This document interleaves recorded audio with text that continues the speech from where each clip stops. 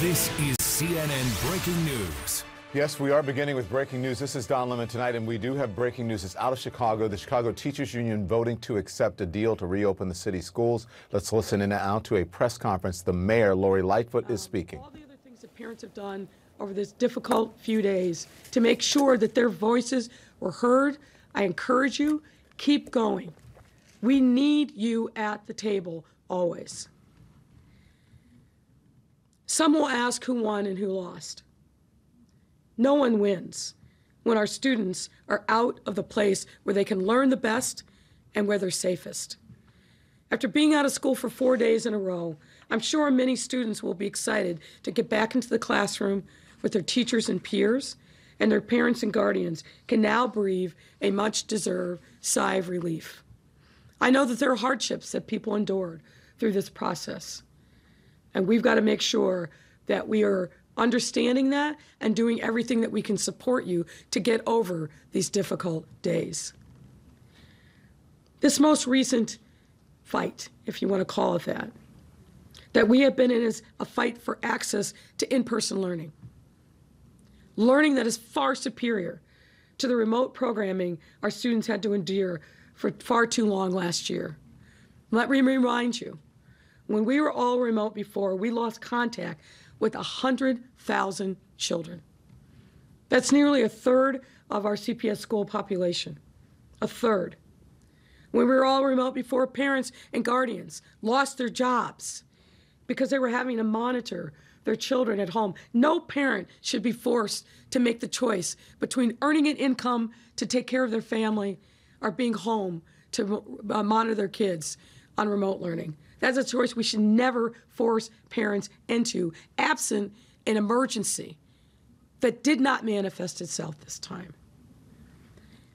Think about who our kids are. Over 70% of our kids qualify for free and reduced lunch. That means they come from poor and working class families. Families with adults who sometimes are working multiple jobs to keep the family afloat. Switching completely back to remote learning again without a public health reason to do so would have created and amplified the social, emotional, and economic turmoil that far too many of our families are facing. We can never forget the impact on the lives of our children and their families. They must always be front and center. Every decision has to be made with them at the forefront. There are many people to thank for getting us to this moment. And I want to thank, first and foremost, CPS CEO Pedro Martinez.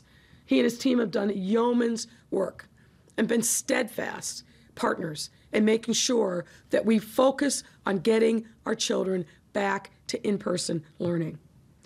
Thanks is also due to CDPH Commissioner Allison Arwady and her team, who have provided the science and the data to make sure that we were making informed decisions that recognize, of course, the surge in Omicron, but didn't abandon the science in the midst of a pandemic and a lot of misinformation that was being spread. So thank you, Dr. Arwady. I'd also like to thank those in our school community, not only for their patience, but for making their voices heard throughout this process. I can't thank the parents enough. Thank you. Thank you for being steadfast. Thank you for being resolute. Thank you for being relentless. And last but absolutely not least, I want to Chicago thank Mayor Lori Lightfoot holding a press conference. The Chicago Teachers Union voting to accept a deal to reopen the city schools. The children, some 340,000 of them, more than 340,000, have been out of classes since Wednesday of last week. Tomorrow they will be in class. The mayor explaining what's happening there. Also thanking the Chicago Public Health Commissioner, whom we had on last week, Allison Arwady, Dr. Allison Arwady, for her help in this situation. But much to the relief, I'm sure, of a lot of parents and a lot of folks there in Chicago, the schools will be open tomorrow. More than 350,000 students will be back in class, public school students. I want to get now to CNN's Omar Jimenez, who's been covering the story for us in Chicago. So, Omar, the teachers union tonight voting to accept that deal. What else do you know? Details for us if you have them, please. Yeah, it's all very preliminary right now, Don, but they voted to accept this deal. This came from their House of Delegates. They voted to suspend their push for remote work action. That, of course, was what led to these cancellations from the district side. And the details that we've gotten so far is that tomorrow it'll be teachers that come back first in person, and then Wednesday students will then come back after. So it doesn't bring back students right away, as we just heard from as the details, I should say, we just got a few moments ago. One of the more interesting parts that I think will be significant and is what got them over the edge here. Because prior to tonight, they had been far apart on a few major issues, including testing. For example, the teachers union wanted universal, what they called opt-out testing. So everyone was being tested no matter what. But the city said, we want opt-in testing. That way we can get parental consent for some of these students to be tested. They also wanted basically to stay remote until January 18th. The city said, no, we're not doing remote. It's too detrimental to education. Plus, data shows that being in person is safe. So it'll be interesting to see what details eventually got them over the edge. And I should also mention that it was earlier this evening that the CEO, Pedro Martinez of the Chicago Public Schools, said that he was cautiously optimistic that they were going to get to the finish line. But of course, we've heard hints of that in recent days. Today, though, it seems to have actually played out. Well, I'm glad you have the details, because I was understood that it was kids will be back tomorrow, but you corrected they won't be back tomorrow. So it'll be 5 days. These negotiations have been going on for days now. Today was the 4th day students were out of the classroom. What has been the holdup? It's going to be 5 days, like a legit week that these kids are out of school. What was the holdup on the negotiations?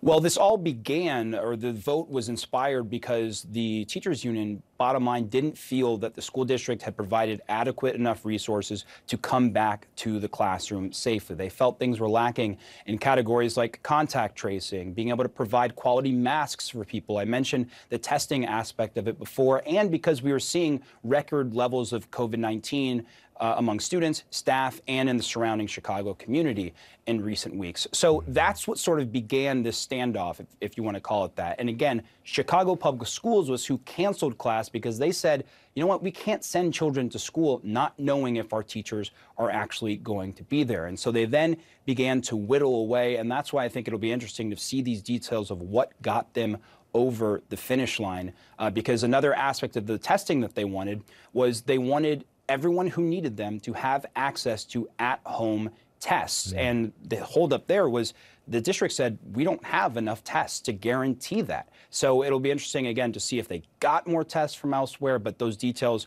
are slowly coming out now in the late hours here on Monday, Don. I had Dr. Allison Arwady on last week, and she said she believed that kids were safer in school health-wise because they may not be distancing at home, that many students have only meals, or most of the food that they get during the day comes from schools. And she believed that kids would be better off in school even with the pandemic. It's been a huge inconvenience for many families. What have you been hearing from the community there?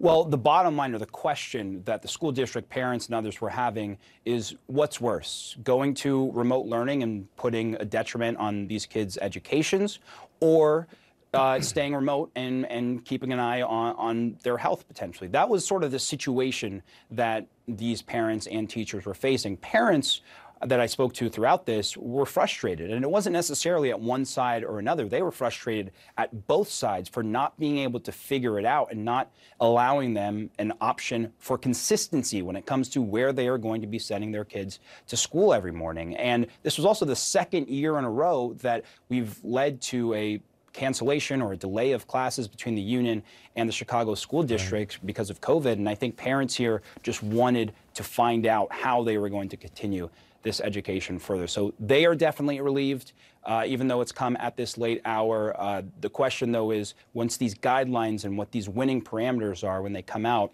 we'll see if they're actually able to hold up with, as we know, has been a very dynamic and changing pandemic. Yeah.